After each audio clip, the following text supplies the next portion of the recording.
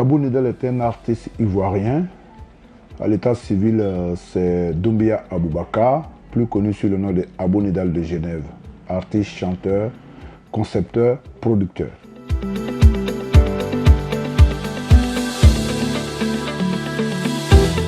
Alors, ma carrière a commencé dans les années 2000 avec l'avènement du coupé-décalé.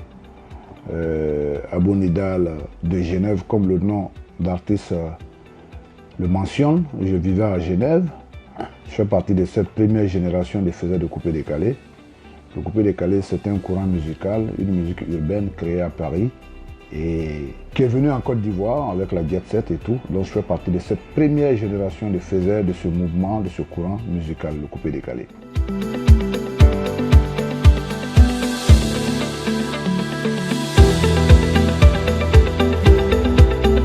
Un entrepreneur, je pense que c'est quelqu'un qui essaye de se mettre au boulot lui-même, d'entreprendre, de créer des entreprises, de créer des contenus, de pouvoir d'abord exécuter une activité de manière sécurisée, de manière à créer de l'emploi.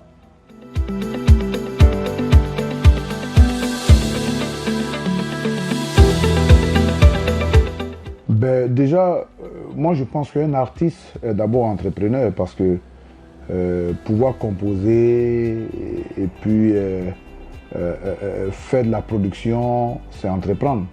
Donc l'idée de l'entrepreneuriat est venue depuis le début de ma carrière.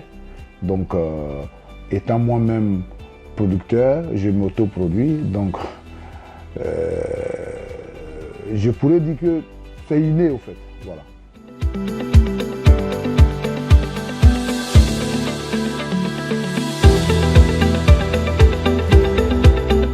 Déjà, quand je regarde dans le rétroviseur,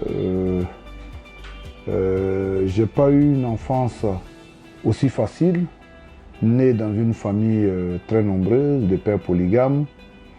Donc, depuis le bas âge, j'ai commencé à m'occuper de moi-même. Donc, aujourd'hui, avec la musique qui m'a permis aujourd'hui de parcourir le monde entier, et je me dis, il faut partager. Il faut partager. Dans mes débuts aussi, je pense que même si je m'autoproduis, j'ai eu la chance quand même d'être épaulé par des grands frères et tout. Donc aujourd'hui, avec ce que nous faisons, nous avons décidé aussi de partager le minimum que nous gagnons.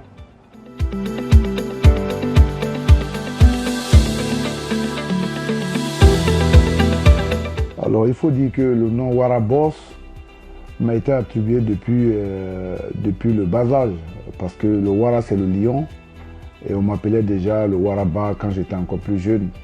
Donc avec le concept Wara Tour qui est la caravane itinérante qui vise à célébrer une école de qualité inclusive à tous les enfants de la Côte d'Ivoire et du monde. Donc le Wara Tour, cette campagne-là que nous faisons, donc le Wara Boss qui fait le Wara Tour.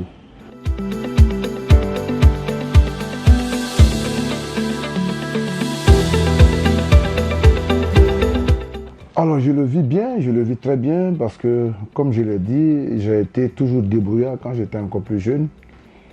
Parce que quand j'étais jeune, je partais cirer les chaussures. Et l'argent que je gagnais, je donnais une partie à ma mère et la seconde partie me permettait de manger à la récréation à l'école. Donc j'ai fait pas mal de petits boulots dans ma vie. J'ai été mécanicien de gros engins, coiffeur aux États-Unis. Donc j'ai toujours entrepris. Aujourd'hui, c'est vrai qu'avec Nidal Group, nous faisons beaucoup d'activités, nous avons beaucoup de branches au sein de Nidal Group, beaucoup de services. Donc, tous ces petits boulots, pendant qu'on était enfant, ont permis aujourd'hui de ne pas compter sur quelqu'un, de compter sur soi-même. Donc, l'idée d'entreprendre est venue de ça, parce que quand vous entreprenez, vous travaillez pour vous-même, et vous n'avez pas besoin d'attendre, vous n'avez pas besoin d'attendre les autres, vous essayez toujours à créer des choses. Donc je suis animé par l'entrepreneuriat depuis le bas âge.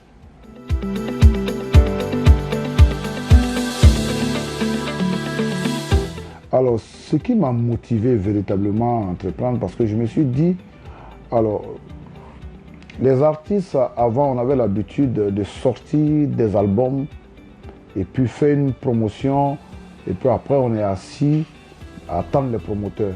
Donc, à un certain moment, je me suis dit, pourquoi ne pas me structurer, mettre un label en place qui allait me permettre moi-même déjà d'être productif. Donc, d'où vient l'idée de créer Nidal Production d'abord. Nidal Production qui est une entité de production musicale. Et au sein de Nidal Production, il y a un studio d'enregistrement. Donc, j'ai créé ce studio d'enregistrement pour être productif. Donc, l'idée part de là.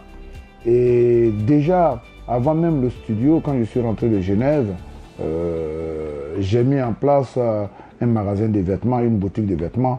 Donc, je suis un artiste commerçant, je suis un artiste businessman, parce que ça va ensemble, hein, c'est le show et le business. Donc, j'ai l'habitude de dire que je fais mon business pour entretenir le show, et le show me permet d'entretenir aussi mon business. Donc, c'est un tout.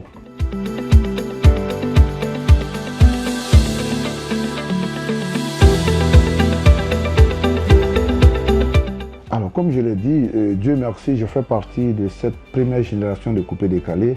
Vous savez que dans les années 2000 jusqu'en 2015, les artistes coupé-décalé étaient les artistes qui étaient les plus demandés dans la sous-région. Donc, j'ai eu la chance de beaucoup voyager, de beaucoup tourner, de faire beaucoup de concerts. Donc, j'ai réinjecté ces cachets-là dans mes entreprises, dans mes business aujourd'hui, qui font que j'ai le choix aujourd'hui de ne pas forcément aller me produire partout. Parce que toutes ces entreprises aujourd'hui au sein de Nidal Group nous permettent aujourd'hui de pouvoir décider, de pouvoir choisir les scènes et d'aller même plus loin. Aujourd'hui, avec tout ce que nous avons mis en place, nous avons décidé de redistribuer, de faire aussi du social. Donc Dieu merci, la musique m'a permis de voyager, de rencontrer de belles personnes, d'être sur des grandes scènes. Et ces scènes-là étaient rémunérées, étaient d'ailleurs très bien rémunérées. Donc aujourd'hui, on peut quand même être heureux de savoir que le coupé-décalé nous a permis aujourd'hui de se positionner.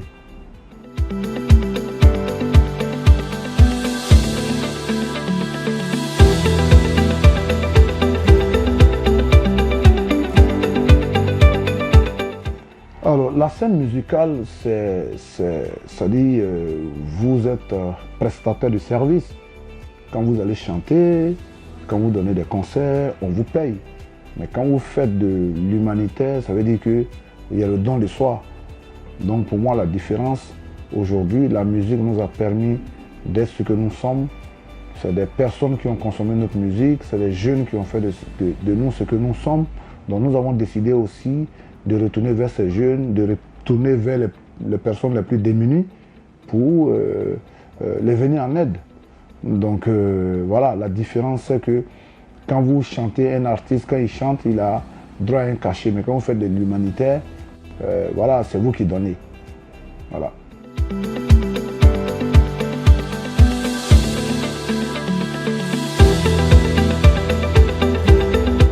Pour un entrepreneur confirmé, je ne le dirais pas comme ça.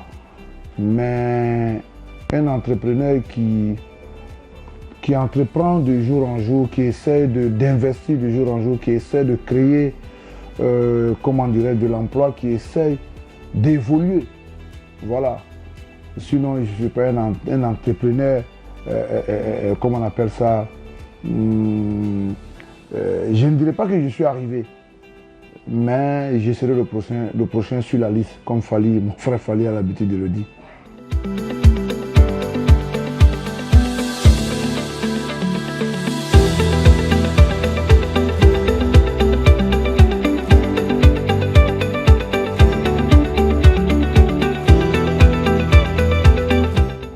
clé du succès du Waratou, c'est d'abord les élèves eux-mêmes. Les élèves eux-mêmes qui ont bien accueilli ce programme, ce concept, parce que c'est eux les premiers bénéficiaires. C'est eux qui, aujourd'hui, me donnent la force de continuer ce combat. Parce que quand j'ai commencé ma promotion de proximité, au début de ma carrière, j'ai commencé ma promotion de proximité dans les écoles. Donc aujourd'hui, quand je vais vers ces jeunes-là et je leur fais comprendre que quand je suis rentré de la Suisse, j'ai sorti ma première chanson, La chaussure qui parle. C'est dans les kermesses, les balles de fin d'année que je me produisais. Et aujourd'hui, Dieu merci, avec le petit succès qu'on a eu, on essaie aujourd'hui de porter des causes et de revenir vers eux pour leur dire d'aller à l'école, d'avoir une bonne formation, d'avoir une bonne connaissance, parce que une jeunesse bien formée, bien éduquée, c'est une jeunesse qui est productive. Donc nous disons que c'est vrai que nous, on n'a pas eu la chance de terminer notre cursus scolaire, mais nous sommes quand même écoutés. L'impact qu'on a sur ces jeunes-là, c'est de leur donner une nouvelle orientation, c'est de leur donner des paroles, pas des paroles d'évangile, mais c'est des paroles qui vont leur permettre demain de se réaliser. Alpha Blondy disait que mon père avait raison, la vie est un combat. Donc moi je dis aux élèves, vos parents vous ont inscrit, c'est pour que vous puissiez avoir la connaissance de base. Parce que savoir lire et écrire, pour moi c'est fondamental. Donc voilà, le succès du Waratou, c'est les élèves eux-mêmes qui font le succès du Waratou.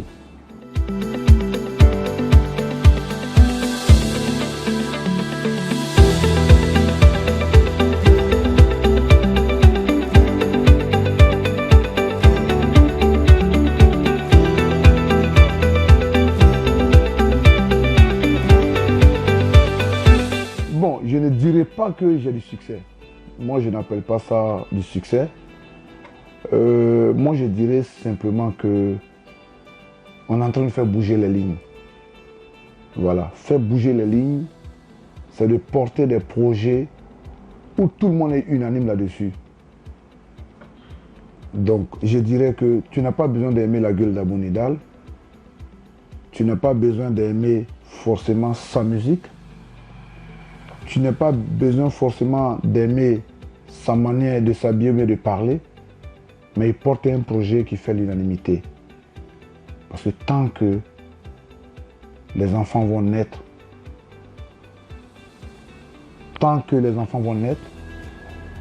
il faut qu'ils partent à l'école. Et pour moi, c'est fondamental. Et donc, le succès vient de là, parce qu'on est tous convaincus que les enfants doivent aller à l'école et doivent pouvoir savoir lire et écrire. Donc, à partir du moment où nous portons ces valeurs, la cause même fait qu'il y a du succès. C'est cette cause-là qui fait le succès du Waratou, même si je n'aime pas parler du succès. Et aussi, l'éducation qu'on a eue, l'éducation de base. Parce qu'il y a l'éducation qu'on apprend à l'école et il y a l'éducation des parents. Le respect des autres, l'amour qu'on a pour les autres et le fait d'être humble. Pour moi, c'est des valeurs, ça ne peut jamais taper poteau. Quand vous avez ces valeurs-là, vous ne pouvez jamais taper poteau. Parce que vous respectez le plus petit que vous. Vous donnez de l'amour aux autres. Vous voyez? Donc, pour répondre proprement à votre question, s'il y a du succès derrière ces projets-là, c'est que c'est des projets de développement durable. Parce que tant qu'il y a la vie, tant qu'il y a des naissances, il faut que ces enfants qui naissent puissent aller à l'école.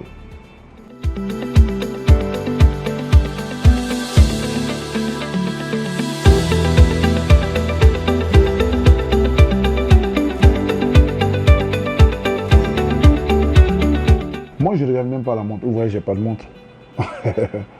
J'ai pas de montre, même si j'adore les montres, mais je ne regarde même pas la montre. Je travaille 24 heures sur 24. Même sur le lit, je travaille. Donc, je ne pourrais pas dire je monte à 10 heures ou bien je monte à 6 heures pour descendre à 21 heures ou bien je viens au boulot avant tout le monde pour rentrer après tout le monde. Moi, je suis au travail 24 heures sur 24.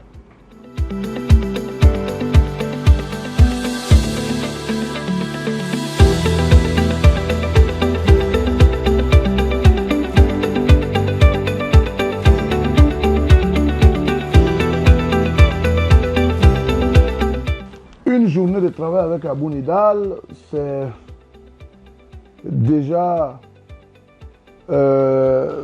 toujours en train de réfléchir, de penser, de conceptionner des choses, de regarder toujours ce qu'on n'a pas encore fait.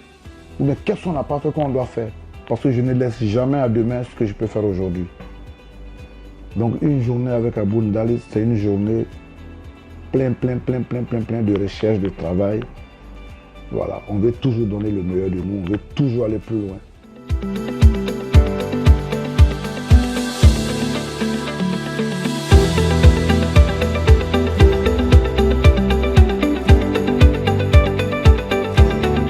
Bon, je l'ai dit, hein, quand dès le bas âge, vous êtes quelque part livré à vous-même. Quand je dis livré à vous-même, ça veut dire que le père qui se souciait plus des jeunes filles disait, bon, vous êtes les jeunes garçons, allez vous chercher.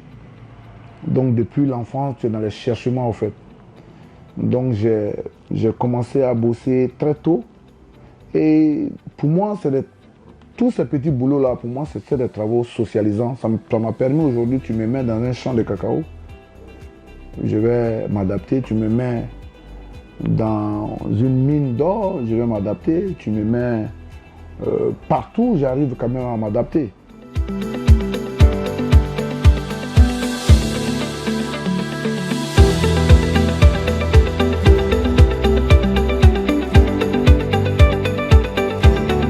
Puisque je suis entouré aussi de personnes qui sont, eux, chefs d'entreprise, dans la famille, les amis, les cousins, voilà. Au fait, déjà, quand tu regardes un peu être djoula, entre guillemets, le djoula veut dire commerçant. Donc le commerçant, c'est quelqu'un qui entreprend. Donc, le fait d'être né djoula, tu es né entrepreneur, en fait. Donc, je suis né entrepreneur.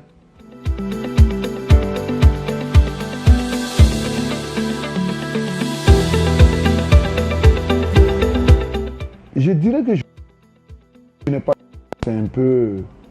C'est un peu prétentieux, parce que dans l'entrepreneuriat, vous vous cassez la gueule 8 fois et vous vous réveillez 9 fois. Ça veut dire que vous cassez la gueule 8 fois, la 9e fois ça prend. Quand vous regardez tous les grands de ce monde, tous les grands entrepreneurs, tous ceux qui se sont réalisés, les plus riches du monde, ils se sont cassés la gueule 1 ou 2 fois. Donc, pour moi, un entrepreneur, c'est celui qui prend des risques. Donc, comme je n'ai pas peur de prendre des risques, je dirais que je n'ai pas de crainte.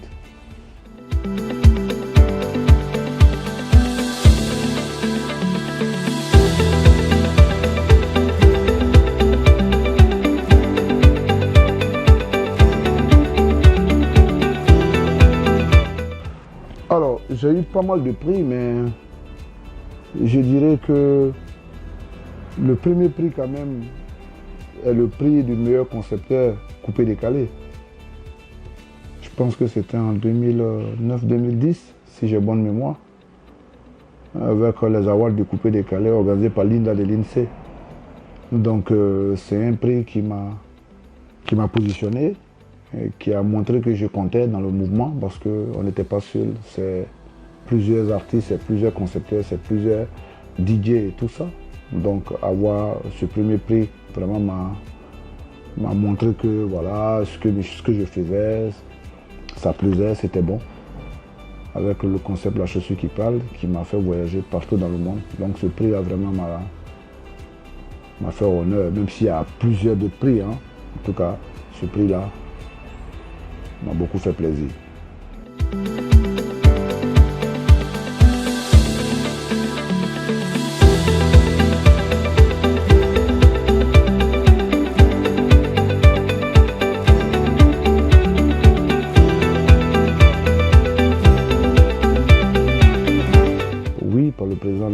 République à travers le ministère de la Santé il y a quelques semaines. Voilà. Donc au titre de chevalier de l'ordre de la santé publique. Donc c'est un honneur, ça c'est la reconnaissance de la nation. Et je profite pour votre antenne pour remercier le président de la République et remercier le ministre de la Santé, M. Pierre Demba, qui a bien voulu m'attribuer ce prix, cette décoration. Et je l'ai dédié à toute mon équipe, à toute ma famille biologique, à tous les artistes de Côte d'Ivoire et en particulier les artistes coupés-décalés.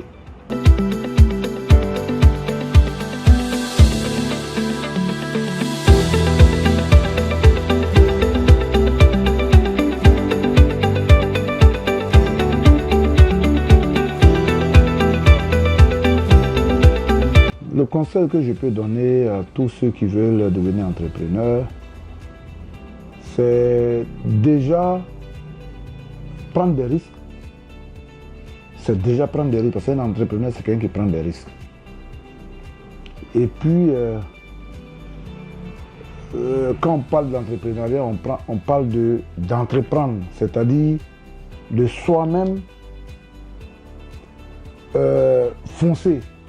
Parce que c'est vous qui êtes la locomotive, c'est vous qui tirez les autres, c'est vous qui mettez votre idée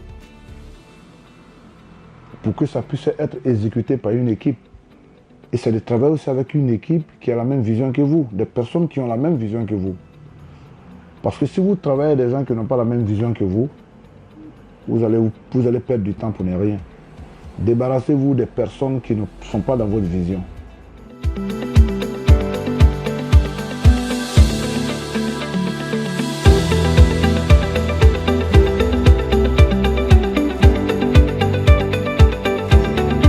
Merci déjà à République Média pour cette opportunité. Et nous sommes jeunes. L'année 2023 a été décrétée l'année de la jeunesse.